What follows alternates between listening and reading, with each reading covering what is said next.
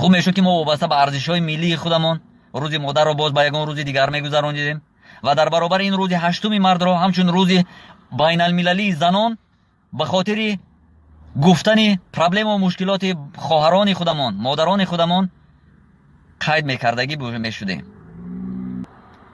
بعد این خاطر در روز بین المللی زنها باید از مشکلات زنها هم بگوییم تا بتوانه برای روزگار ایشان، برای حمایت حقوق زنهای تاجیک ما و شما هم سهم بگذاریم.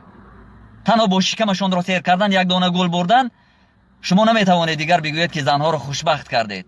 درباره پرابلم هایشان بگویید، مشکلاتشان را بیان کنید.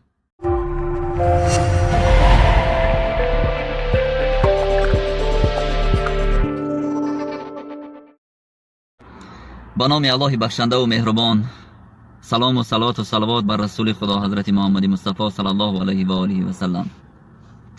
در نهایت کار با یکایک شما برادران، خواهران، دوستان عزیزم السلام علیکم و رحمت الله و برکاته میگویم.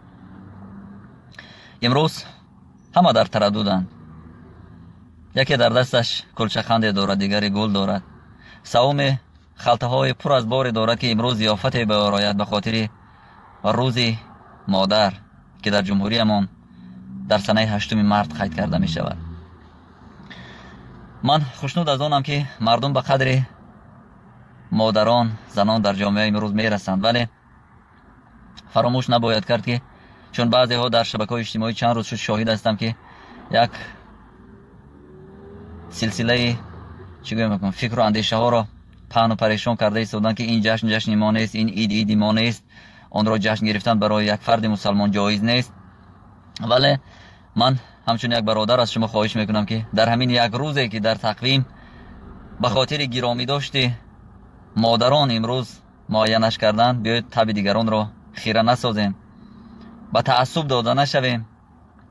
چون که اکنون مهربانی کردن به مادران این یکی از امرهای دیگری جناب رسول الله است که فرمودن الجنة تحت الاقدام الامهات، جنت که بقای مادران است در زیر قدم مادران است. خواهی که رضای ما بیابی آن کن که رضای مادران است، گفتن جناب رسول الله. و اکنون تنها به خاطر خرسند کردن مادران، کسانی که امروز مادرشان در قید حیات است چیکارهایی نمیکنن، ولی کسانی که در قید حیات نیستن مادرشان روز 8 مارد به زیارت قبرشان میروند، در حقشان دعا میکنند، چاره ای ندارند. ولی اکنون این جشن که روز مادرش نامیده ایم تنها به خاطر آن نیست که ما مردم را وصل کنیم، تعریفشان کنیم، یک روز به قدر امکان خدمتشان کنیم. آنهایی که در کارخانه ها هستند تشکیلی ها می آرایند، بزم ها میکنند، رقص و بازی میکنند، شکم هایشان را پر میکنند، یا در خانه ها ضیافت که میدهند شکم ها را پر کردن زمان با همین روز مادر سپری شده و خاطرها جمع نمی شود. ما همگی از سال 2009 سر کرده در جمهوری من روز مادر را قید میکنیم.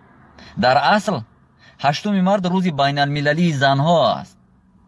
بسیاری هم در شبکه اجتماعی قید کردن که ان همین روز 8 مارد نگوید، این روز قید کردن ما نیست، چون که در تاریخ آمده که باز بعضا مقاله ها را میارن که کلارا تسیتکینا با فلان یک فلان کرده است بهمندان. من این همه را خوندم میدونم، ولی شما فراموش نکنید که اون کلارا تسیتکینا با هر کاری که کرد در گرمانیا و در اروپا این دیگر بود.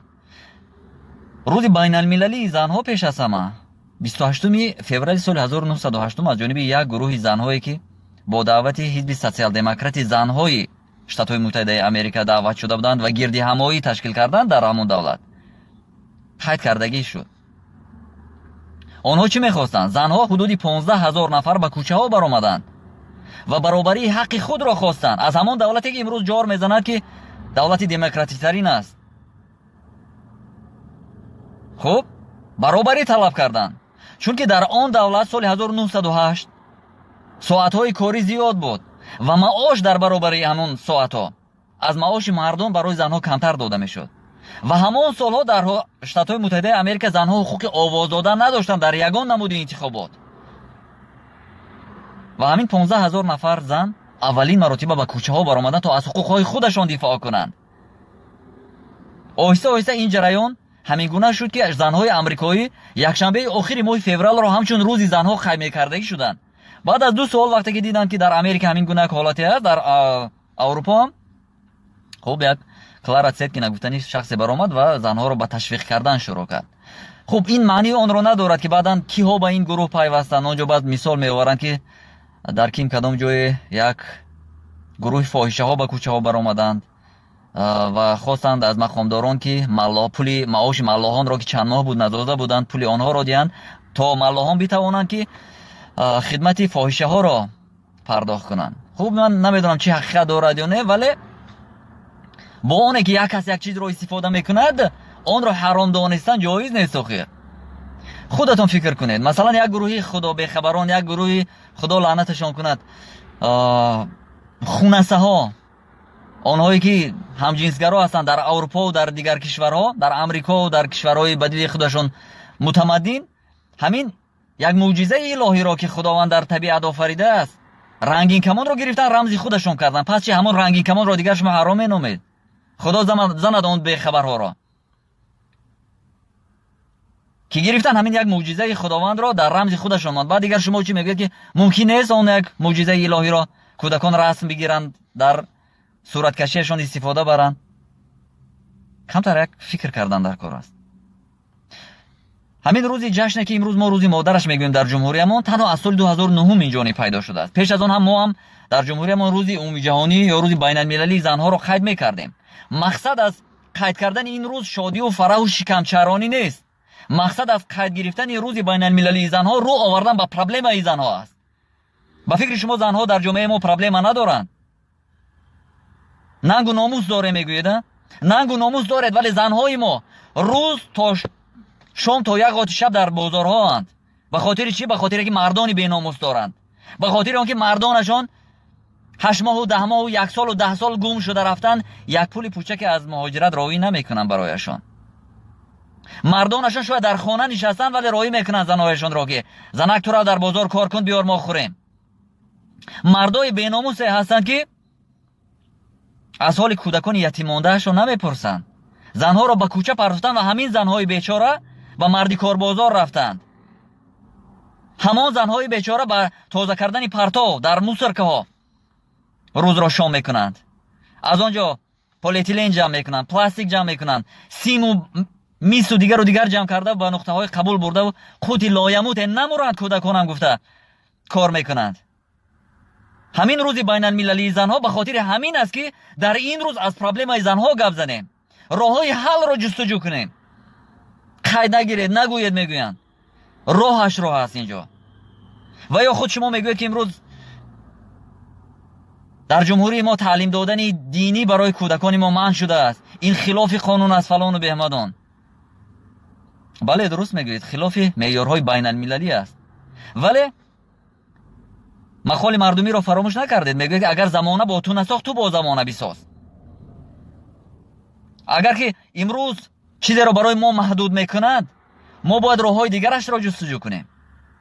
агар анамин дар рӯзи байналмилалии занҳо мо пеш вақтам кӯшиш мекардем ки босавод шудани занону духтаронамонро талқин кунем, рӯз ба ин ҳол намерасид. чунки амри худову расул аст ки талабулилми фаризатан ала кулли муслимин вал муслиматин. талаб кардани илм барои кулли мардони мусалмон ва занҳои мусалмон фарз аст.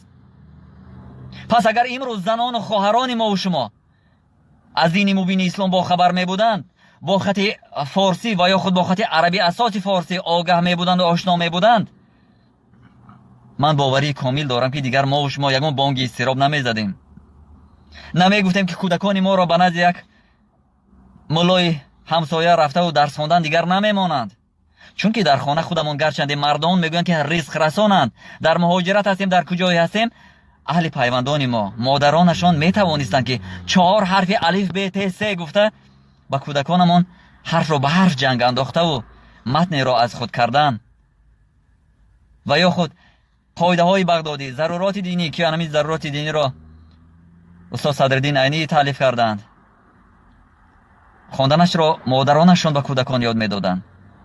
ва баъд аз ин ба ҳафтяк ба каломи шариф Қуръони Карим рӯ меоварданд. این مگر خوب نبود؟ پس چرا همه گناهکاران رو در دیگر جا میجوییم ولی در خود نمییابیم؟ چرا دختران ما بیسوادند؟ چرا دختران ما قرآن خواندن نمیتوانند؟ چرا همسرتان قرآن خواندن نمیتواند؟ چرا خودتان تعلیم دادن نمیتوانید پسر و دخترانتان را؟ خب دعوی کردن آسان است.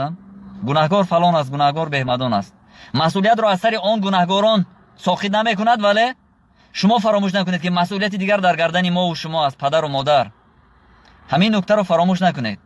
ان شاء الله الحمدلله روزی هست از سر ما میگذرد. این همه چیزی گذران است، ولی مسئولیتی که خداوند بر دوش ما برای تعلیم و تربیت فرزند گذاشته است از گردن ما ساقط نمیشود، نه در این دنیا نه در آخرت.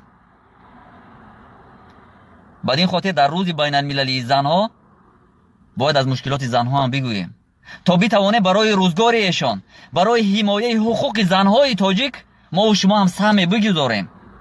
تنها با شکمشان را سیر کردن، یک دانه گل بردن، شما نمیتوانید دیگر بگویید که زنها را خوشبخت کردید. درباره پرابلم هایشان بگویید، مشکلاتشان را بیان کنید.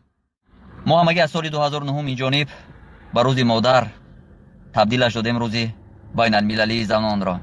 پس می‌ایستد که به مثل دیگر کشورها ما یک روز دیگری را به خاطر مادران جدا کنیم، به خاطر احترامشان، به خاطر قدر کردن، ولی از روز بین المللی زنان فراموش نباید کرد که در این روز باید سراپا از پرابلم و مشکلات زنان باید ما حرف زنیم.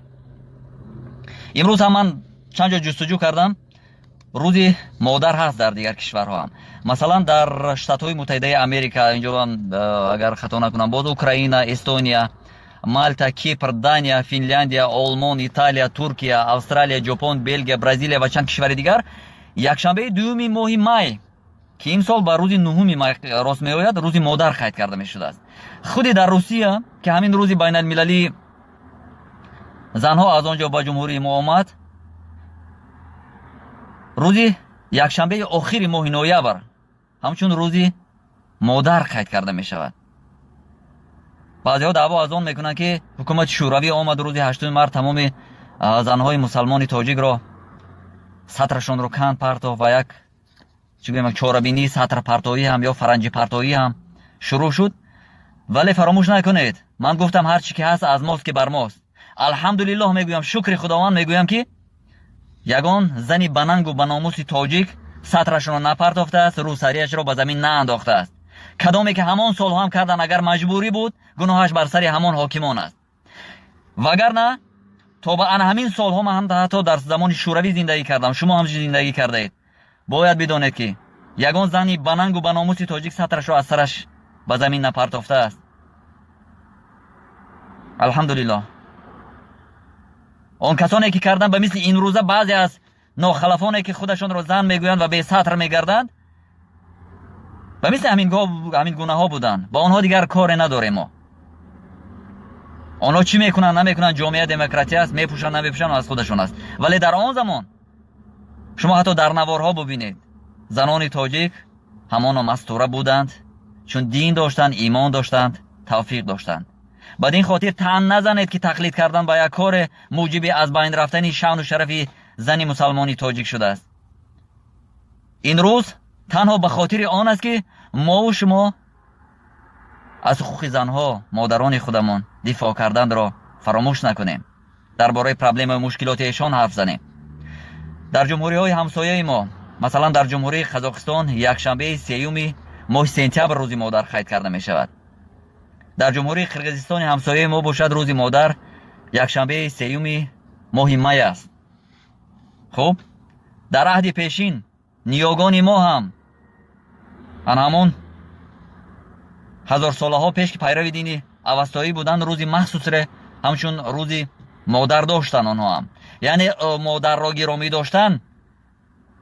این یگان دین مذهب ندارد، این از ارزش های عمومی بشری است. خوب میشد که ما وابسته به ارزش های ملی خودمان روز مادر را باز به یگان روز دیگر میگذراندیم و در برابر این روز 8 مارس را همچون روز بین المللی زنان به خاطر گفتن پرابلم و مشکلات خواهران خودمان، مادران خودمان قید میکردگی میشدیم. این اندیشه یک شهروند، یک برادر شما بود، میتواند به شما معقول نباشد و همچون مایه ملاحظه برای شما آن را پیشنهاد کردم.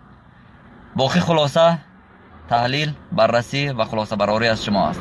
و السلام علیکم و رحمت الله و برکاته.